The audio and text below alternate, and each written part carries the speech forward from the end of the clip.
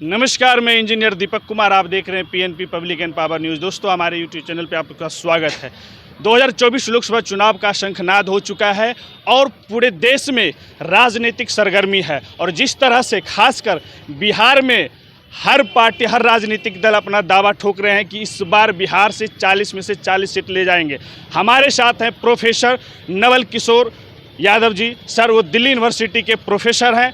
आइए, ये राजद के राष्ट्र प्रवक्ता भी हैं। बात करते हैं नवल किशोर सर से, किस तरह से राजद की तैयारी, खासकर इंडिया गठबंधन की तैयारी है। जिस तरह से तेजस्वी यादव जी का हर सभा में जिस तरह से वो जोड़ रहे हैं कि 17 साल बनाम 17 महीना, लेकिन इस कल के ही दिन मोदी जी आए थे जमुई लोकसभा चुनाव में। उन्होंने फिर से वादा किए हैं कि इस बार जितने भी भ्रष्टाचारियों से ईडी ने पैसा वसूला है, हर गरीब के खाते में जाएंगे। इन्हीं से हम बात करते हैं। सर, हमारे चैनल पे स्वागत है। बहुत बहुत धन्यवाद। सर, जिस तरह से मोदी जी ने मेरठ से भी और बिहार से भी अनाउंस किया है कि भ्रष्टाचारियों से जिस तरह हमने पैसा वसूला है, ईडी का पैसा तमाम गरीब के खाते में पहुंचाने के, क्या ये 14 का डुप्लीकेट पैकेज है क्या? देखिए, 14 में जो लोग ने इन्हें सुना होगा उनको मालूम है कि इनका परफॉर्मेंस क्या है। उस समय भी उन्होंने बोला था कि विदेश से काला धन लाएंगे और इतना लाएंगे कि हर व्यक्ति के अकाउंट में 15 लाख चला गया।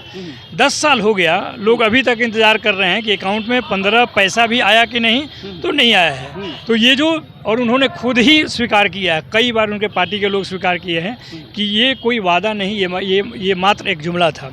तो यह भी उसी क्रम में जो उन्होंने कल ये बात बोली है कि जो देखिए, ईडी, इनकम टैक्स, सीबीआई जितना भी है, ये सरकार के शीर्षस्थ इनका अपना काम है। प्रधानमंत्री का कोई यह बनता नहीं है कि वो कहें कि वो जो वसूली, क्या वसूली है, क्या वैसा ही वसूली है जैसा उन्होंने इलेक्टोरल बॉन्ड के नाम पे जो उन्होंने किया और जो पूरा देश ने देखा कि 6000 करोड़ जिसमें उनके पास आया, उनके दल के पास आया। उसमें कई सारे ऐसे उदाहरण हैं कि एक जो करप्ट कंपनी है वो, या करप्ट जो आदमी है, उसके यहाँ पहला दिन ईडी जाता है और 2 दिन के बाद वो इलेक्टोरल बॉन्ड खरीदता है भाजपा के लिए और पता चलता है कि वो बरी हो जाता है। तो ये इस तरह का जो डुप्लिसिटी है उनके राजनीति में, नीति में या अभियान में, वो लोग समझ चुके हैं और यही उनके परेशानी का कारण है।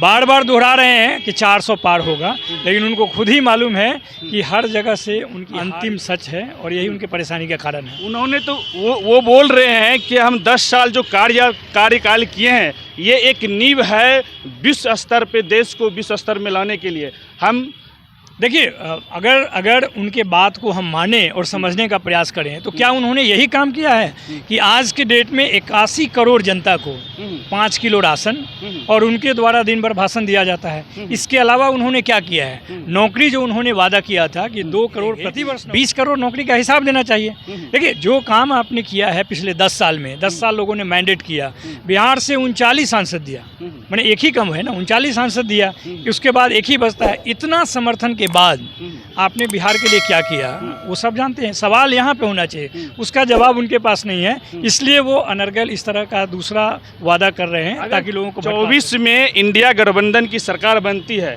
तो क्या आप प्रवक्ता है, राष्ट्र प्रवक्ता है, आपके मैनिफेस्टो क्या प्लान है कि आप देश के लिए ऐसा क्या कार्य करेंगे जो देश आपको वोट दे? देखिए, बिहार ने मात्र 17 महीने में, जिसमें राष्ट्रीय जनता दल बिहार सरकार में थी, उसने गरीबों के लिए, दलितों के लिए, युवाओं के लिए, महिलाओं के लिए काम करके दिखा दिया है। और वह सबसे बेसिक जो युवा को जो ज़रूरत है, सबसे ज़्यादा ज़रूरत जो है वो नौकरी है। ये 17 महीने में जितना नौकरी दिया गया, लगभग 5 लाख नौकरी दिया गया, वो तो 17 साल में भारतीय जनता पार्टी और जदयू नहीं दे पाए। तो ये एक मॉडल है। उसके साथ साथ देखिए, ये तो नौकरी है, दूसरा जो बिहार मॉडल है। दूसरा देखिए, इसी का एक्सटेंशन है ना। मोदी जी भी जब आए थे 2 करोड़ नौकरी की बात किए थे।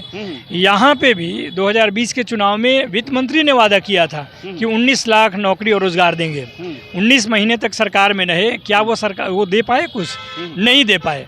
यही सच है सरकार का कि कहते हैं लेकिन देते नहीं है। यहाँ पर हमने जो कहा, सरकार में नेतृत्व नहीं किया, सरकार के साथ रहे, फिर भी 5 लाख नौकरी दिया और अगर पूरे समय तक होते तो 10 लाख से पार भी जाता।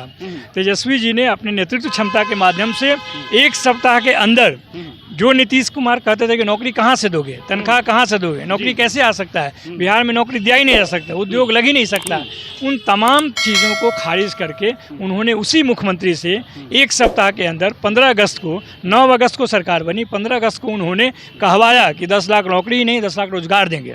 तो ये मॉडल तो पूरे देश में लागू होना चाहिए। बिहार से जिस तरह का काम शुरू हुआ, दूसरा जो महत्वपूर्ण बात हुआ कि जिस जातीय गणना का पूरे देश में चर्चा हो रही है आज और पिछले 10 साल से, उसको बिहार सरकार में जब राष्ट्रीय जनता दल के साथ आए तो उसमें पता चला कि जो राष्ट्रीय जातीय जनगणना है वो हुआ ही नहीं, बल्कि आबादी के हिसाब से हिस्सेदारी भी तय हुए, आरक्षण के दायरे भी बढ़े और उसमें किसी भी दल का, भाजपा का हिम्मत नहीं हुआ कि उसका विरोध कर पाए। तो ये जो शासन का तरीका है वह राष्ट्रीय जनता दल ने पिछले 17 महीने में जो सरकार में रही वो दिखाया। तो जिस तरह से आपने बिहार में जनगणना कराने का काम किया, अगर आपकी सरकार आती है तो क्या पूरे देश में जनगणना होगा? देखिए बिल्कुल, अगर समाज को समावेशी बनाना है, समाज के अंतिम पैदान पे जो लोग खड़े हैं उनको मुख्य धारा में लाना है, तो सबसे पहले उनके जगह का पहचान किया जाना चाहिए कि कौन कहाँ पे है। समाज की जो बनावट है उसमें जाति एक महत्वपूर्ण हिस्सा है, उसके आधार पे ये पता करना पड़ेगा कि जो समूह है, जो उसका एक्चुअल या मौलिक जो जगह है वो कहाँ पे है और कहाँ आना चाहिए। तो मुख्य धारा में तभी आएंगे ना जब हम जानेंगे कि कौन कहाँ पे है, आगे कौन है, पीछे कौन है। वो किसी के खिलाफ में नहीं है। जो 94 लाख परिवार का रेखांकन हुआ जातीय गणना के माध्यम से, उसमें सभी जाति के लोग हैं, अगड़े हैं, पिछड़े हैं, हिंदू हैं, मुस्लिम है, गरीब है, अमीर है, सब लोग हैं उसमें। जब उनका उत्थान की बात की जा रही है तो सिर्फ जातिगत आधार पे नहीं है, उसमें तो सारा चीज़ देखा जा रहा है कि आप इन बिंदुओं पे कौन से समाज के लोग पीछे हैं उनको मुख्यधारा में लाया जाना चाहिए। और उनको फिर 2-2 लाख रुपये देने की बात की थी कि वो लोग मुख्यधारा में आकर काम कर सकें।